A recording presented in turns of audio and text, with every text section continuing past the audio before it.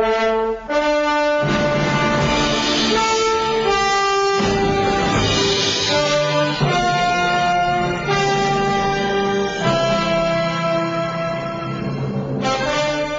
morning and welcome to Shattering Myths, a program that's devoted to the fastest growing segment of our society. To those of you like me who know that there's something dreadfully wrong, even destructive, about the institutions that are manipulating our nation, religious, political, media, institutions, as well as military invasions and economic schemes. We finally come to realize that the institutions that claim to be the solution are actually the problem.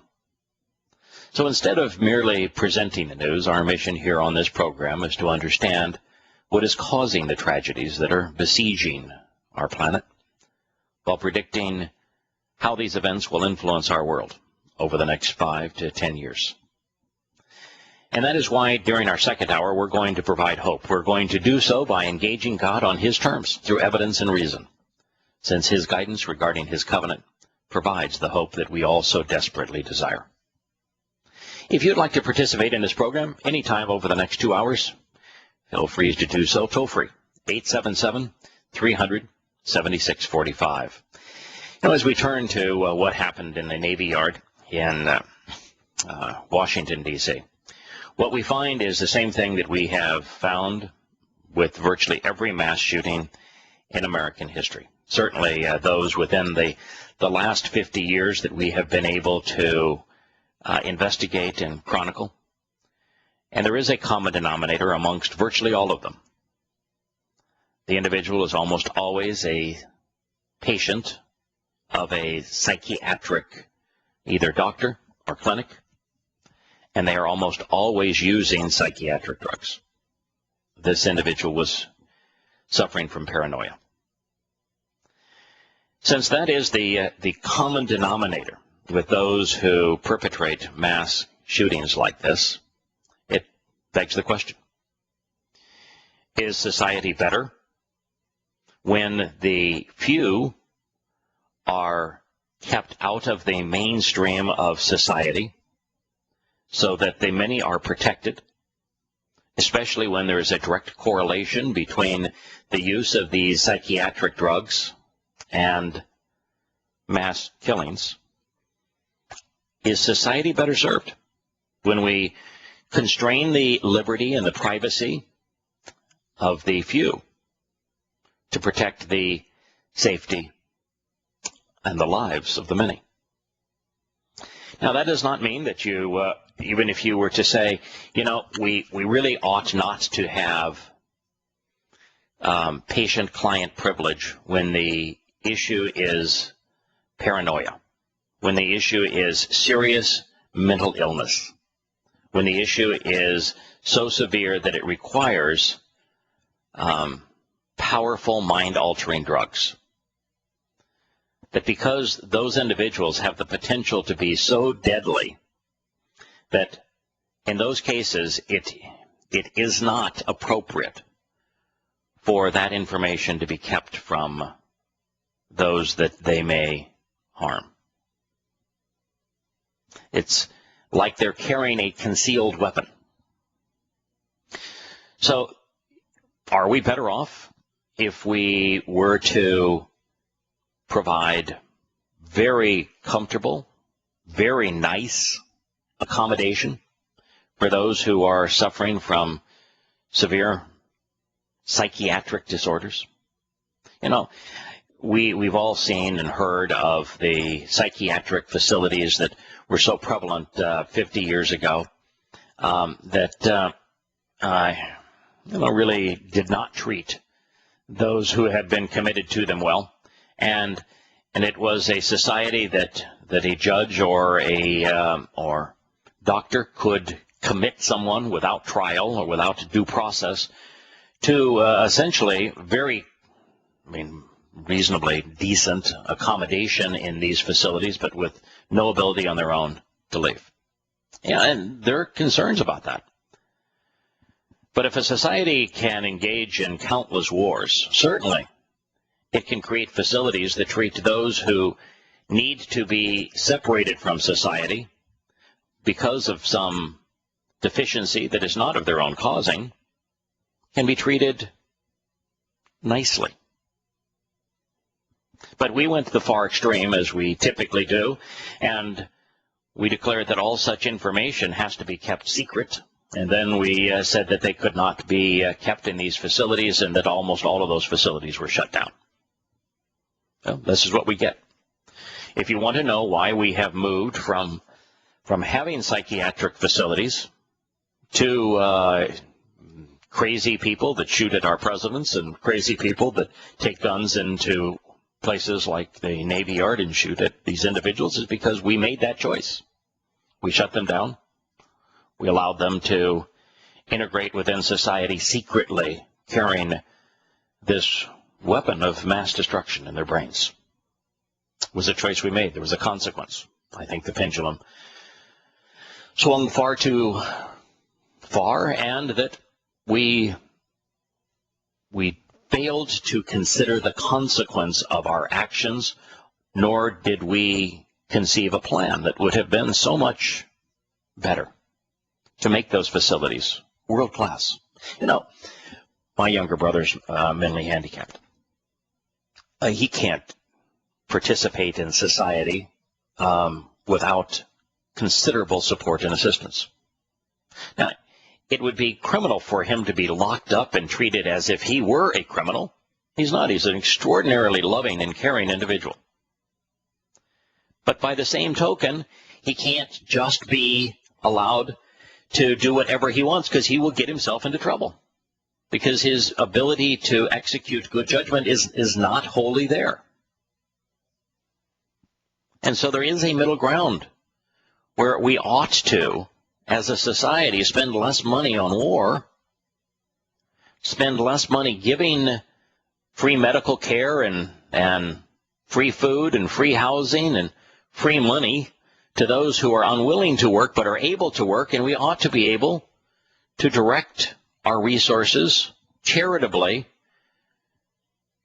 to those who can't care for themselves for no fault of their own, and create as positive a life as we can for them, but not necessarily independently. And such is the case with these psychotic killers. Now, there's another issue here. The government is spending billions of dollars and wants to spy on every phone call and every internet click of anyone who the government thinks is a threat to them. And yet, the government can't do a proper background check of individuals they give the highest security clearance. This guy didn't steal the pass cards. He was given them. He worked for Hewlett-Packard. He had formerly been in the U.S. Navy. Now he was a contractor with Hewlett-Packard. He was assigned to the servers, the computers that the Navy was using to keep track of its fleet. And everyone knew that he had severe psychiatric issues. It was there for the knowing. And yet the government is willing to spy on average Americans, but is not willing to do its due diligence, doing a proper investigation of who it allows into sensitive facilities.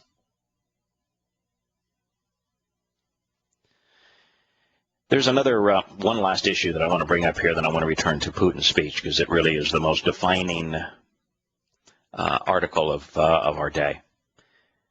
And that is that we also made a horrible decision about 20 or 30, maybe even 40 years ago, where we created a defense in the legal system called innocent by reason of insanity. Now, it's one thing to say guilty and insane, and therefore the penalty for committing the crime has to be somehow mitigated and changed because the individual did not have the ability to exercise good judgment. So the individual committed the crime. They're guilty of having done so, but they were insane. You know, the shooting of Ronald Reagan and their killing of him was done by a civilly insane individual. And so, but, you know, he was determined innocent by reason of insanity. And we need to be very careful in this regard, because being insane, being incapable of exercising good judgment, does not make one innocent when they commit a crime. This individual most likely well, he's dead, so he won't have a trial. But if he were to have survived it, his defense would have been, I'm insane. Here's proof. And so we as a society, it's one of 1,000 things we'd have to change, but it is one that is wrong. We ought not have a defense of you're innocent by reason of being insane. You're guilty, but rather than, if you're insane, rather than spending your eternity and the rest of your life, if it's a mass murder, in a prison, because you're insane, you'd have the opportunity to do it in a psychiatric ward that is for similar convicted criminals. Those things known, I'd like to return to the speech that was, not speech, but op-ed piece written by Vladimir Putin. It is just so profound because it shows that America is not even remotely what America once was. There was a time, not all that long ago, where the Soviet Union and even fascist Russia, which is what it's become now, was considered the evil empire, and for good reason. Our partnering with the Soviet Union during World War II left Europe as bad in many places, sometimes worse than we found it. Because communism is an extraordinarily oppressive and dehumanizing political and economic system. And so the nations that became overrun with the USSR at the end of the war suffered a fate worse under the USSR than they suffered under Hitler. And I think the only nation that actually suffered more under Hitler than they did the USSR, they suffered under both, was Poland. But most of the other Eastern European countries were treated far worse by the communists than they were by the Nazis. And so, we're dealing with a nation that knew nothing but propaganda. It knew nothing but violence. It was Machiavellian, and at the ends always justified the means. It was oppressive, treated everyone as if they were slaves. But now look at us. We've changed places.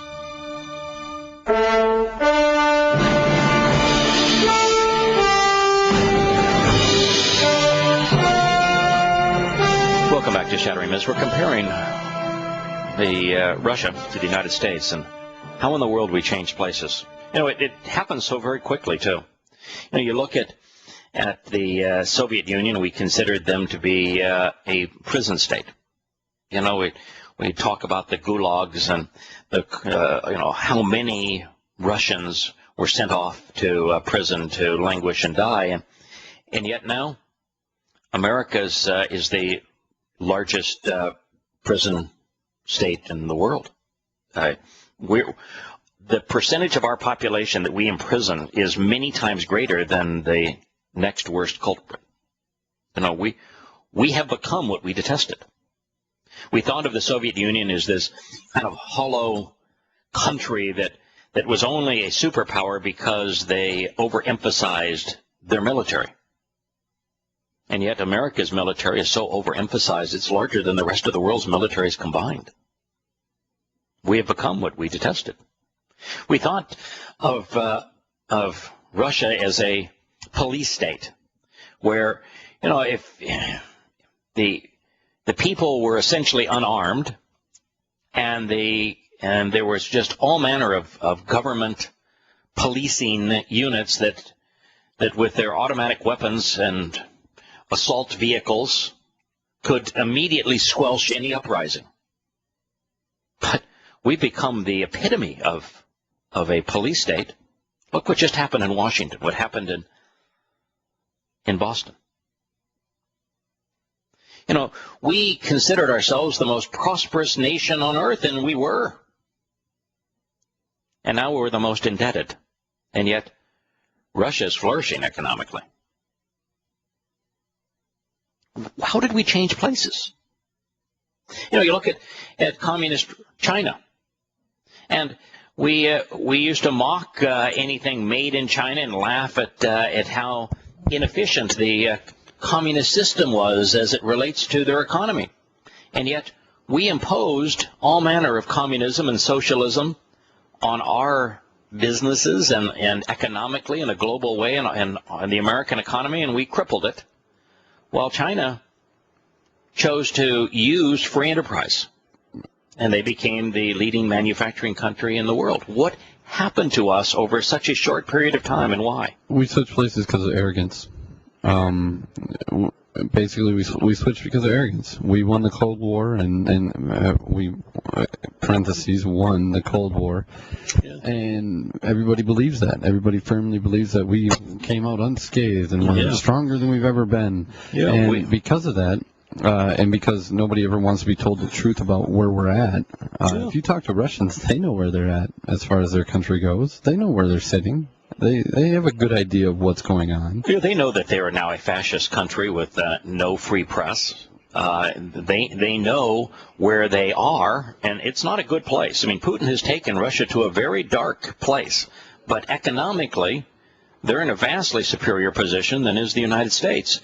But you know, you even talk about winning the Cold War. We didn't win the Cold War.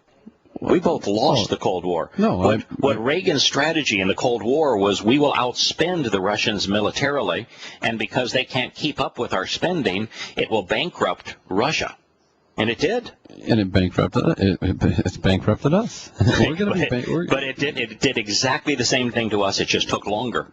In our case, because we were more effective at printing money to borrow our way out of it. But now we're $60 trillion in debt when you consider the unfunded mandates. It bankrupted both countries. Yeah, but we didn't win. We didn't win. But we both lost. If you ask the average American, they will tell you, we kicked Russia's butt in the Cold War. Yeah. And that's not the case. It's just not the case. We accept the lies that get told to us, and we never look to find the truth.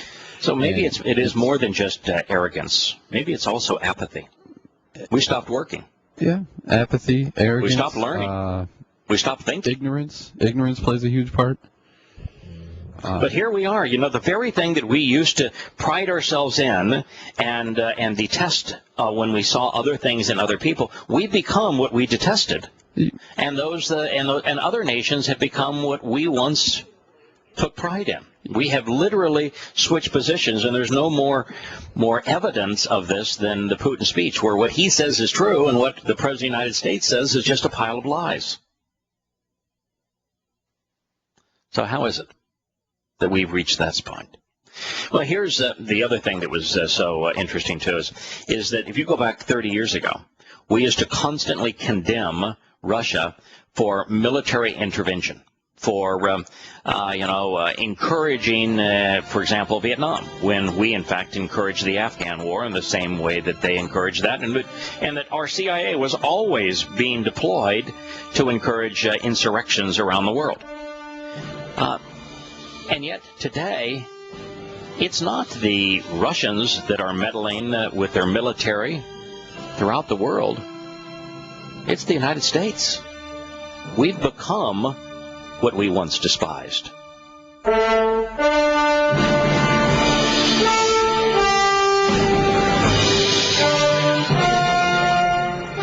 Welcome back to Shattering Myths. We're comparing what we once were and what we have become to what the nations that we used to mock once were and what they have become.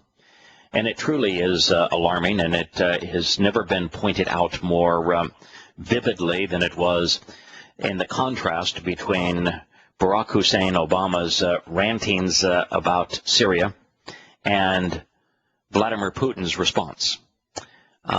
Let me again share this paragraph. We have Larry on the line, and we'll get his input as well. This was I thought, the most important paragraph of his letter. It is alarming that military intervention in internal conflicts in foreign countries has become commonplace for the United States. It is alarming that military intervention in internal conflicts in foreign countries has become commonplace for the United States. That used to be commonplace for the Russians when they were the USSR. Is it in America's long-term interest? No, I doubt it. It says millions around the world increasingly see America not as a model of democracy, but as relying solely on brute force, cobbling coalitions together under the slogan, you're either with us or you're against us. So let's look at our history. Is he right? Following World War War II, where we all think this was the Great War and the greatest generation, and yet in the Pacific, of course, we sacrificed 300,000 of our young men and women to avenge the deaths of 3,000. And in Europe, we turned Europe over from one maniacal dictator to one every bit as maniacal, and just shifting control of much of Europe from Hitler to Stalin. But after that, we have Korea, then Vietnam, even Laos, Grenada, Panama, Serbia, Somalia, Afghanistan, not once but twice, Iraq, not once but twice, Kuwait, Libya, Pakistan and Yemen, where we deploy our drones with reckless abandon, Egypt and Syria, where we are the primary weapons suppliers. So over the course of 60 years, that's 15 times that we have done exactly what Putin has said it is alarming that we are doing so frequently. 15 times in 60 years. That's once every presidential term. It's stunning that we have actually become warmongers. I mean, if you look at it, we've got the biggest military in the world, bigger than the rest of the world combined. We are the primary supplier of weapons of mass destruction around the world. No one even comes close in terms of providing these kinds of weapons. We supply them to the most brutal dictators. And we use our military in just hideous ways, counterproductive ways. Very often using them, deploying them based upon lies, as we did in Vietnam, in the case of Serbia, in the case of Somalia, in the case of Afghanistan, not once but twice, in the case of Iraq, not once but twice, and now in the case of Syria. What's wrong with us? Why is it that so few Americans can see themselves? Or maybe I should be celebrating this, Larry, because for a moment in time, for the first time maybe ever in America's history, 2/3 of Americans are opposed to deploying America's military again in one failed mission after another. So maybe this is the ultimate time of celebration. Maybe. That Putin's not the only one that gets it. Other 1/3. I really don't get what the other 1/3 is thinking. Let's go over. You realize that and if they would clearly think this out, Obama had to waive certain aspects of banning arming, of the ban on arming terrorists, right, so that he can arm the Syrian rebels. I mean, we've now entered the world of the surreal. We have. We fight them in Afghanistan, and we claim that they are the terrorists that we are at war against in Afghanistan. We claim that in Iraq. We claim that's why we have to spend $650 billion a year on our military, because we're in a war against terrorists. And yet in Syria, the exact same cast of characters we're arming. In Libya, it's the same cast of characters that we're arming. And in Afghanistan, the bulk of what they're doing is guarding opium fields. Of course. Opium production is way, way, way up, and it's all over the country. It's all over the world now. Yeah. That's what's going on over there. I mean, let's just say it. I mean, really. What in the world are we doing? Why would we? I mean, America has had a history of manufacturing our next enemy. We aided and abetted Stalin in World War II, and he became our enemy in the Cold War. We supplied the weapons to Saddam Hussein, and then we struck out a war against him. We were the ones that armed and aided al-Qaeda and the Taliban, and then we went to war against them. But at least in the past, a decade or so would transpire from the time that we manufactured our enemy to the time that we went to war against them. But now we're doing it simultaneously. We're fighting. That's impossible. That's impossible. You can't be fighting an enemy and arming an enemy at the same time. We are. Unless there's money to be made by someone. And what's going on here is that every one of these wars help feed Halliburton. They help feed the military-industrial complex. They, I'm not some left-wing lib over here. No, but it's also exactly what Jefferson warned us against. He says, because of a constant state of war, we've created a standing army, and he says the standing army is the germ of all the other things that are so harmful to a nation's liberty. And he says it's taxes, it's seductive propaganda, it's the kind of control mechanisms that exist, the elevated control that is given to the executive branch. And it's, we're witnessing all these things. And maybe that is the reason that we've changed places with Russia, where we have become what we once despised, and maybe it is a direct result of America choosing to be in a constant state of war. Yeah, well, it's not the first time that we've armed a group of people that we're supposedly fighting. We armed the drug cartels in Mexico. We trained them. Right. At the University of Americas, gave them ranger training. And then we have a war on drugs where we enlarge a police state. Of course. So, there's something, people have to understand there's something dreadfully wrong with the government now. Right. The people are no longer in charge. I heard Harry Reid came out the other day saying that it's the senators who should pick who journalists really are. Think of this. Think of this. Now, Putin went on to say, this is Putin's next line. He says, but force has proved ineffective and pointless. And look at it. What did we accomplish by force in Vietnam? We sacrificed 60,000 Americans, making a bad situation worse. Force proved ineffective and pointless.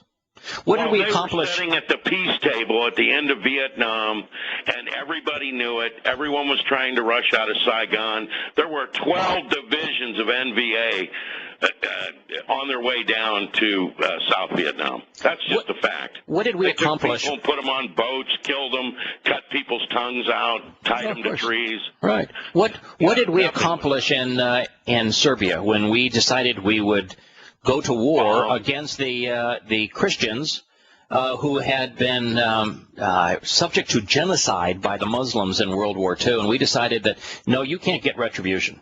You can't you can't do that. We're going to go and we're going to bomb the victims of one of the worst Holocausts in human history. What did we accomplish? Well, yeah, and I'm glad you brought that up. Simon Wiesenthal himself said, as a percentage of people, those who got wiped out at the largest percentage were not the Jews, but the Serbs. Of course. And do you know that there were 28 crack divisions of Germans in there systematically murdering, raping, robbing the Serbian people, and they worked with who? The Ustasis, the Muslims. Right. The Muslims. And even in the midst of all that, they managed to save over 500 American airmen during World War II. And the way we paid them back was to bomb the hell out of them. Yeah, it's just insane. It is insane. And one of the things that's so sad about this, too, is that the Roman Catholic Church was sided with the Muslims to kill the Serbian Christians because they weren't Roman Catholic Christians. Well, sure. And they served as the mutilating prison guards. But 800,000 killed. Look at Somalia. What was the purpose of us having our military in Somalia? In Afghanistan. What did we create in first Afghanistan except the Taliban and al-Qaeda? What did we create in second Afghanistan? There are there's a colonel that's saying, the bulk of the, and he came public with it, the bulk of the Taliban were flown out into Pakistan before we ever entered, and we're the ones that did the flying.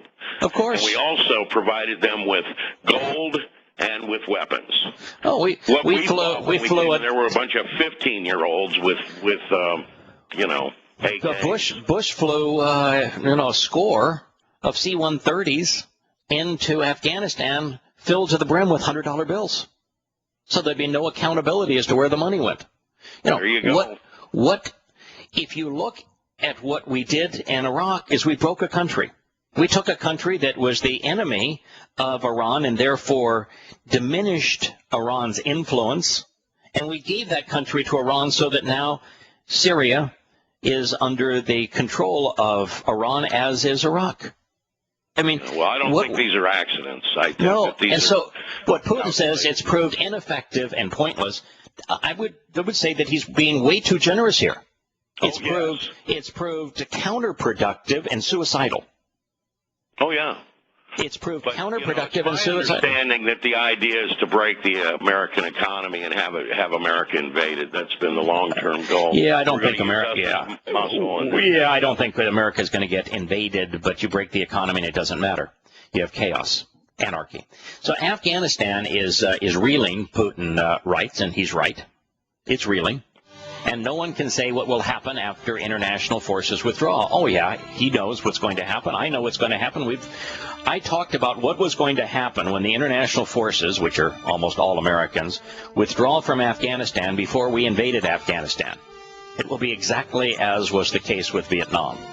It will be as if we were never there, except for all of the blood and coin that we spilled in the process. We'll return to Shattering Myths after the commercial break. So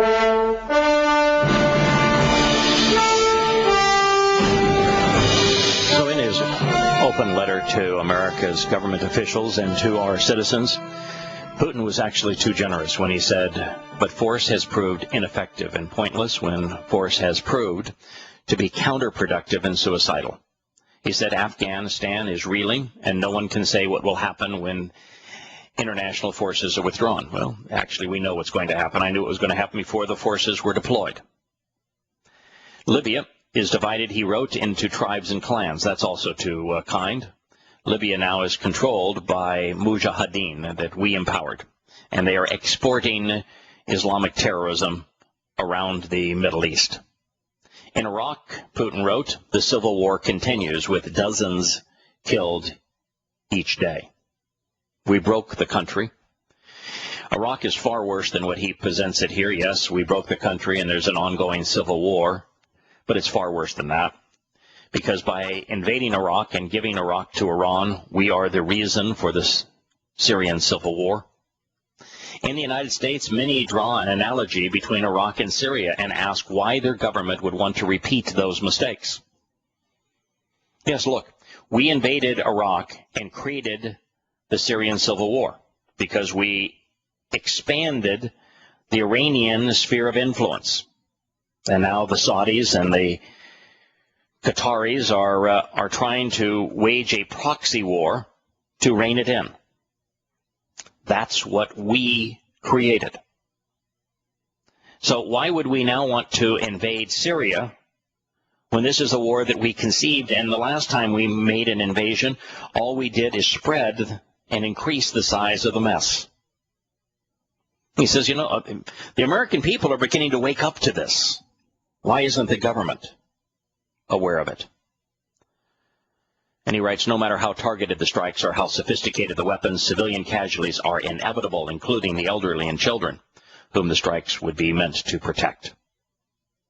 And with each Muslim child and woman killed by an American weapon, America manufactures 100 enemy when it kills none. Now, we don't share this information, Larry, to make people angry. We don't share it because we're just trying to be meanies out here. We share it because sometime before it's too late, if there's going to be any hope for us individually, for our families, we're going to have to come to the realization that America isn't what it once was. Oh, the land is beautiful. Many of the people are wonderful. But the government, it's rotten. And there is no way to fix it by simply rearranging the deck chairs on this Titanic of state. And so when Americans begin to realize that whether it be militarily, politically, economically, that America's compass is completely broken, that it is counterproductive and suicidal to continue to rally around the flag and to depend on America to provide for your economic prosperity, to provide for your rights, to provide for your freedoms. The government is doing everything they can to destroy your freedoms, your rights, prosperity.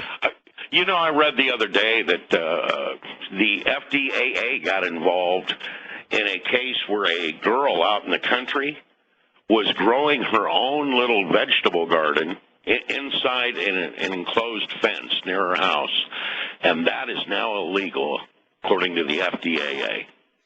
It's unbelievable. We've manufactured a monster here, and we are to blame, whether it's our arrogance or our apathy, whether it's our educational system that has convinced and indoctrinated so many to stop being judgmental, to stop exercising good judgment, to just go along, to not be critical because it sounds hateful. I can't tell you all of the reasons that we've ended up in this spot, but I can tell you that if you continue to support and rely upon the government and its military and its police and its economic malfeasance, it's going to be suicidal for you. Can I ask you something, Yada? Sure. Quickly here. If an American military man shoots somebody in the head today over in Afghanistan, are you 1 inch more towards freedom? Of course not. I mean, the reality is, when you look at Iraq, there was no al-Qaeda presence of any kind in Iraq when we invaded. But the time we left, al-Qaeda was the second most powerful force in the country. We made that situation worse with our bullets and bombs. You can't win a religious war with bullets and bombs. We'll return to Shattering Myths after the news and commercial break.